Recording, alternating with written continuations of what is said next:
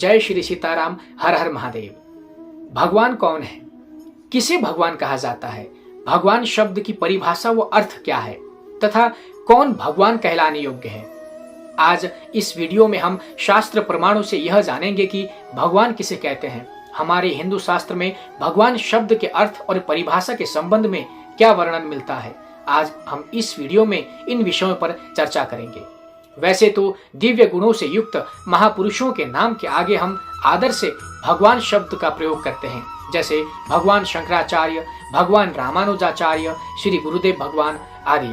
किंतु भगवान शब्द की शास्त्रीय परिभाषा के विषय में शास्त्र के वचनों का अवलोकन हम आज करेंगे।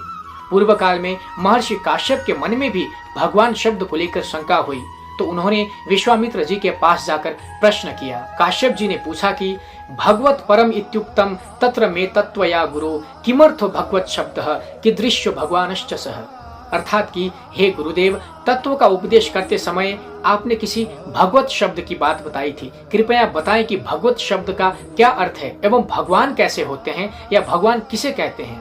अब यहाँ काश्यप जी विश्वामित्र जी से भगवत शब्द और भगवान का अर्थ पूछते हैं। वस्तुतः भगवत और भगवान शब्द समान ही हैं, केवल व्याकरण के अनुसार कुछ स्वरूप भेद मात्र है। तो विश्वामित्र जी अपनी विश्वामित्र संहिता के अध्याय 4 के श्लोक संख्या 1 से लेकर 4 श्लोक में कहते हैं कि हे मुनिश्रेष्ठ, मैं आपको भगवत शब्द के विषय में बताता हूँ, ध्यान से सुने।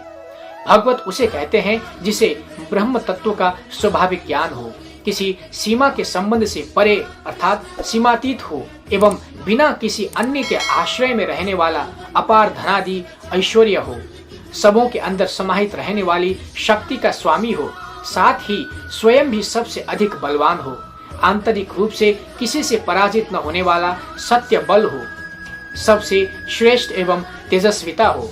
इन 6 विशेषताओं को भग कहा जाता है और जिसमें एकत्रित रूप से यह सभी गुण हो उसे भगवान कहा जाता है। इसके आगे भी लिंग पुराण के पूर्व खंड के अध्याय 79 के 4 श्लोक में कहा गया है कि भावानुरूप फलदो भगवानीति कीर्तितः, अर्थात जो अपने उपासकों को उनके भाव के अनुरूप फल देने में सक्षम हो उसे भगवान कहा जाता है। अब भग वर्ण के विश्लेषण पर आते हैं, जिसके लिए हम देखेंगे विष्णु पुराण के 6ठे अंश के 5वें अध्याय के 73 से लेकर 76वें श्लोकों को, जिसमें कहा गया है कि भ वर्ण के 2 अर्थ हैं, भर्ता अर्थात स्वामी एवं सबका भरण पोषण करने वाला।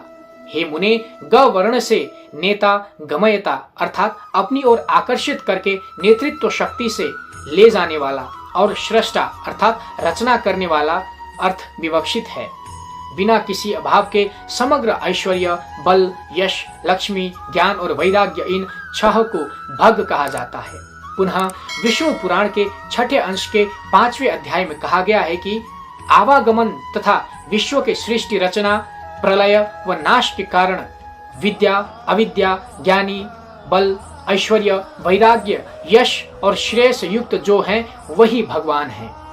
इस प्रकार यह भगवान ऐसा महान शब्द बनता है और परब्रह्म वासुदेव के अतिरिक्त और कोई भगवान नहीं है। यहाँ एक ध्यान देने व मनन करने योग्य बात है कि उपर्युक्त श्लोक में परब्रह्म भूतस्य वासुदेवस्य नान्यगः, अर्थात परब्रह्म वासुदेव के अतिरिक्त और कोई भगवान नहीं है। इसका तात्पर्य शिवजी या भगवती शक्ति को नारायण से नीचा दिखाना नहीं है, अपितु यह भाव है कि शिव शक्ति के रूप में भगवान वासुदेव नारायण ही हैं। वैसे भी वेद वाक्य भी है कि जब शिव शक्ति एक होते हैं तो उस महामिलन को ही विष्णु कहा जाता है। यह बात रुद्र हृदय उपनिषद मंत्र संख्या 11 में बताया गया है। फिर अग्नि पुराण अध्याय 379 श्लोक संख्या 13 का वचन है कि उत्पत्तिम प्रलयं चैव भूतानाम गतिम गतिम वेत्ति विद्याम विद्यांच सवाच्यो भगवानीति, अर्थात जो सभी प्राणियों की उत्पत्ति और प्रलय को, सद्गति एवं दुर्गति को तत्वतः जानता है, विद्या एवं अविद्या को भी जानता है, उसे भगवान कहते हैं। इसी आधार पर हम तत्वज्ञानी गुरुजनों के साथ अर्थात आद्य शंकराचार्य जी, आद्य रामानुजाचार्य जी जैसे ब्रह्मद्रष्टा महापुरुषों के नाम के साथ भगवान शब्द लगाते हैं। कुछ ऐसा ही मत ब्रह्म पुराण के 234वें अध्याय के 67वें और 68वें श्लोक में भी मिलता है, जो कहता है कि विद्या एवं अविद्या को जो जानता है उसे भगवान कहा जाता है।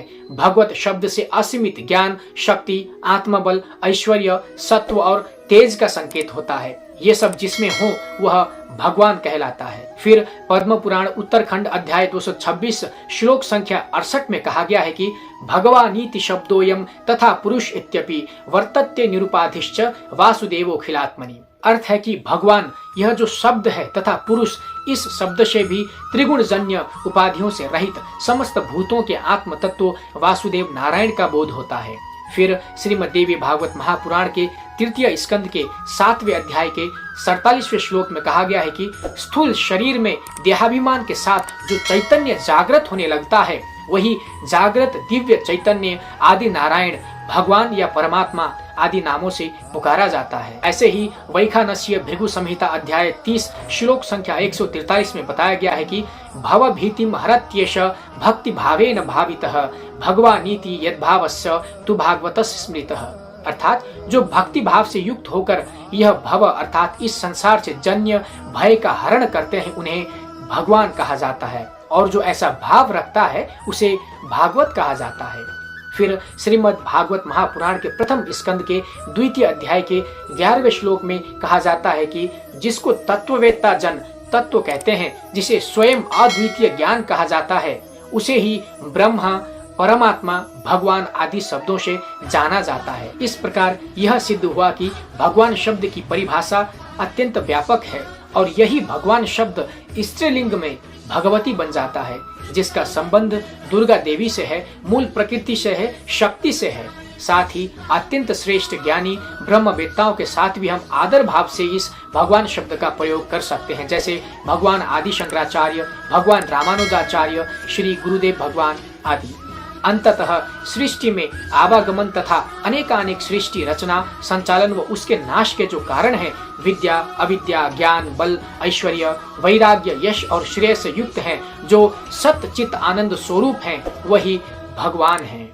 जय अम्बा भगवती, जय श्री सीताराम, हर हर महादेव।